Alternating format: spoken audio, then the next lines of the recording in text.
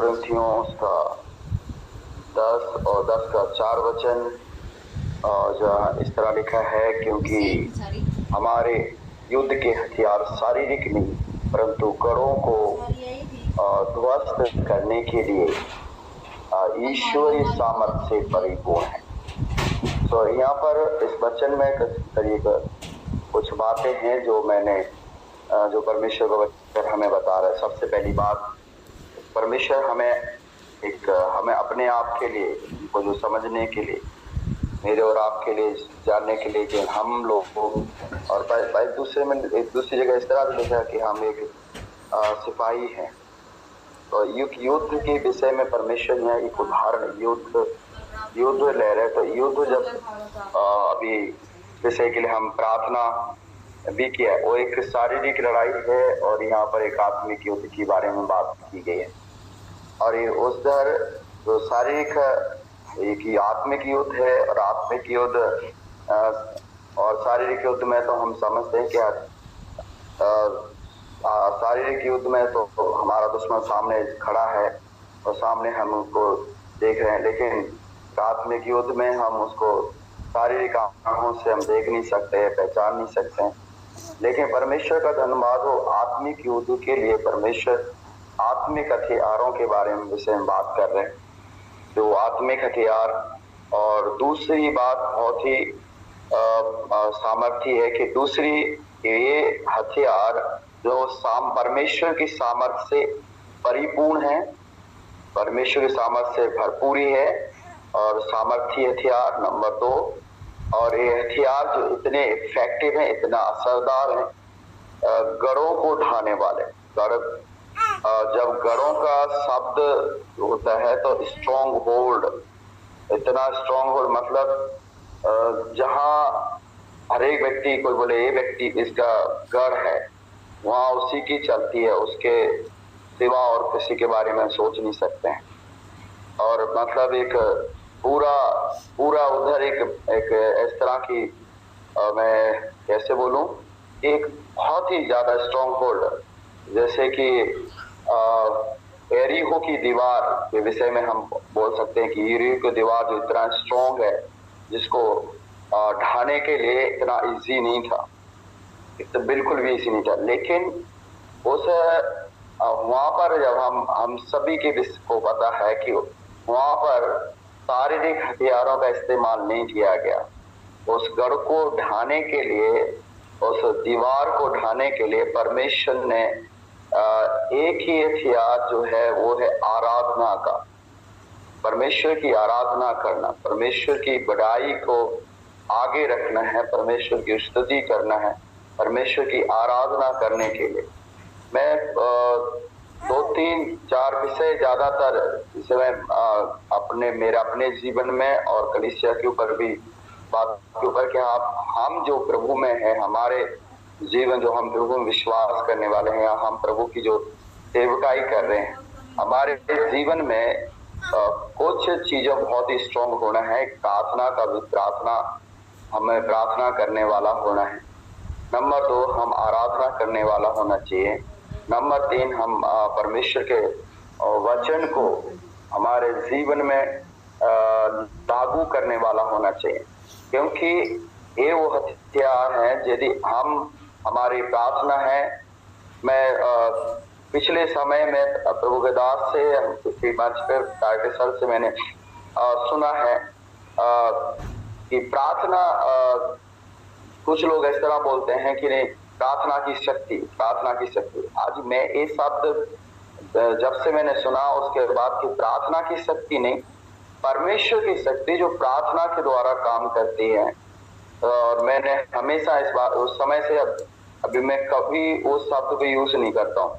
मैं परमेश्वर की शक्ति, परमेश्वर जो हमारा सामर्थ्य है, परमेश्वर जो सामर्थ्य उसको जो काम करता है वो प्रार्थना के द्वारा, आराधना के द्वारा, वचन के द्वारा। और ये एग्जाम्पल हमें बाइबल में मिलेंगे कि कैसे परमेश्वर ने आराधना के द्वारा अपने सामर्थ को प्रकट किया है, कैसे परमेश्वर ने वचन के द्वारा शैतान को हराया है, कैसे परमेश्वर ने प्रार्थना के द्वारा परमेश्वर ने काम किया है। कैसे प्रार्थना के द्वारा जो काम कोई नहीं कर सकता, वो काम को परमेश्वर ने किया है। और उस युद्ध में चाहे वो कैसी भी लड़ाई है, कैसी भी बड़ी से बड़ी प्रॉब्लम है, उसको जीतने के लिए परमेश्वर ने मदद किया है। आज मैं और आप जब इस संसार में हम जो जी रहे हैं, हमारा दुश्मन शायद कितना बड़ा है, उसको हम ना देख के हमको समझ में है कि हमारा प्रभु हमारे साथ खड़ा है। हमारे प्रभु हमारे हमको शक्ति देने वाला परमेश्वर। तो हमारे जीवन में उन हथियारों को हमें हर समय अपने जीवन में इस्तेमाल करने की जरूरत है, ना कि रखने की। हमें ज्यादा से ज्यादा इन दिनों में प्रार्थना करने की जरूरत है, जितना भी ज्यादा हो सके। और हमारे जीवन में हमें आराधना करने की जरूरत है। हमारे जीवन में वचन को हमारे जीवन में लागू करने की जरूरत है। हो सकता है हमारे जीवन में प्रॉब्लम कितनी बड़ी है, वो गढ़ है, बीमारी के रूप में वो गढ़ है, कलेश के रूप में वो गढ़ है। हो सकता है वो गढ़ हमारे आर्थिक तंगी के रूप में प्रॉब्लम से में हम गुजर रहे हैं, या वही कुछ परिवारों में कुछ नशा एक बहुत बड़ा गढ़ होता है, या हमारा कई बार नौजवान बच्चे जो है वो हमारी बात को नहीं मानते। वो एक तरह के गढ़ हैं, लेकिन इन गढ़ों को हम ढाना है, एक गढ़ों को ऊपर हम जीत पाना है। तो हमारे जीवन में जो परमेश्वर ने जो हथियार दिए हैं, उनका हम प्रॉपरली सही रीति से प्रभु में लेके उनको इस्तेमाल करना पड़ेगा। हम उनको हथियार को अभी युद्ध में है, और हम हथियार को तो है और हम उसको साइड में रखा हुआ है, उसका हम यूज नहीं करेंगे तो जरूर है बैरी हम पर हमला करेगा, और हम उस युद्ध में सामना नहीं कर सकते हैं। हारना तो है ही है, मरना भी तय हो जाएगा। इसीलिए बहुत सारे लोग हालातों का सामना नहीं कर पाते हैं, और परमेश्वर हमको हालातों को भागने के लिए, समझौता करने के लिए नहीं, पर उनको सामना करने के लिए बोलते हैं। इसलिए हमें इन दिनों में जितना भी ज्यादा हो सके हम उन जो हालातों का सामना हम विश्वास करते हैं, प्रार्थना करेंगे तो हमारे जीवन में उस प्रार्थना के द्वारा परमेश्वर की शक्ति जरूर काम करेंगे। आराधना करेंगे जरूर परमेश्वर की आराधना आत्मिक हो, आराधना करेंगे जरूर परमेश्वर की सामर्थ काम करेगी, और जरूर परमेश्वर के वचन को हम इस्तेमाल। प्रभु यीशु मसीह ने स्वयं शैतान को हराया, वचन के द्वारा हराया। प्रार्थना में चाहे वो दाऊद का लाइफ जो हो, चाहे जिसका भी प्रभु बाइबल में देखें, तो उनके द्वारा कैसे कैसे बड़े बड़े गढ़ों को, शैतान के गढ़ों को प्रभु की सामर्थ ने जो प्रार्थना के द्वारा, वचन के द्वारा और आराधना के द्वारा काम किया, और उन बैरियों के ऊपर, शैतान के ऊपर परमेश्वर ने अपने लोगों को जीत दी है। तो लास्ट में मैं बोलना चाहूंगा कि इन दिनों में हम जो प्रभु के लोग हैं, हमें भी अपने जीवन में इन हथियारों को जो प्रभु ने हमको दे रखे हैं ऑलरेडी, इन हथियारों को हम इस्तेमाल करें, और हमारे हालातों से डरे नहीं, घबराए नहीं, उन हालातों को का सामना करें पूरी तरह, पूरी शिद्दत के साथ उनका सामना करें हम, क्योंकि हमारा परमेश्वर जो हमें सामर्थ्य देता है, और जो हमारा संसार में जो बैरी है, जो काम कर रहा है, उससे हजार नहीं, सबसे पावरफुल हमारा परमेश्वर है, जो हमको जरूर जीत देगा।